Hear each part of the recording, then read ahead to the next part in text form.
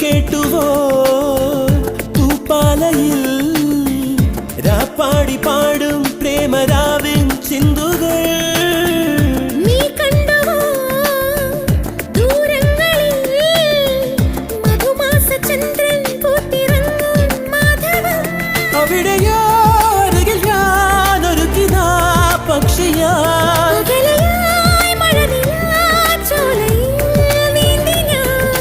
വിരഹമെന്ന പദമില്ല കവിതകളിൽ